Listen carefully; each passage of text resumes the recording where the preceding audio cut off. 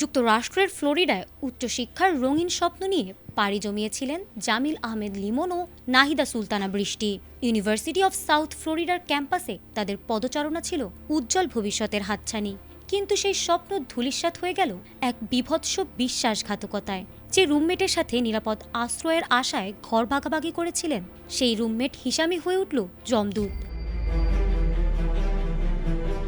গত ১৬ এপ্রিল নিখোঁজ হওয়ার পর টেম্পার হাওয়ার্ড ফ্র্যাঙ্কল্যান্ড ব্রিজের নিচে লিমনের নিথর দেহের কিছু অংশ পাওয়া যায়। এই নির্মম হত্যাকাণ্ডের খবর যখন বাংলাদেশে পৌঁছালো, তখন হাজার মাইল দূরের দুটি গ্রামে যেন নেমে এলো বিষাদ আর হাহাকার।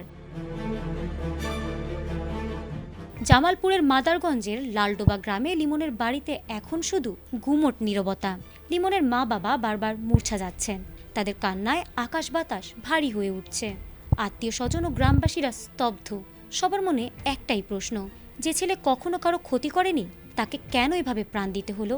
বাবার একটাই আরতি, তার কলিজার টুকরোকে দ্রুত দেশে ফেরত আনার ব্যবস্থা করা হোক।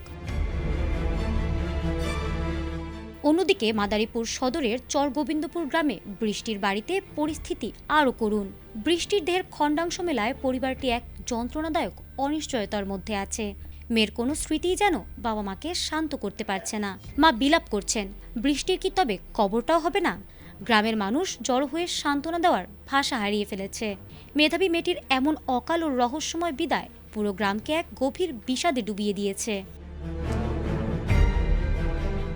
দুটি পরিবার আজ নিঃস্ব। হাজার মাইল দূরের সেই ঠান্ডা মাথার খুনি হিসাম হয়তো আইনের কাঠগড়ায় দাঁড়াবে, কিন্তু যে শূন্যতা তৈরি হলো তা কি পূরণ হবে? এখন দুই পরিবারেরই সরকারের কাছে প্রধান দাবি, মরদেহগুলো যেন দ্রুত বাংলাদেশে ফিরিয়ে আনা হয় এবং এই অপরাধীর দ্রুত শাস্তির ব্যবস্থা করা হয়। মেধার এই অকাল প্রয়াণ আর ঘাতকের নির্মমতা যেন এক বিশাল প্রশ্নের সম্মুখীন করে দিয়েছে প্রবাসের রঙিন স্বপ্নগুলোকে। ফারহানা হক, এটিএন বাংলা।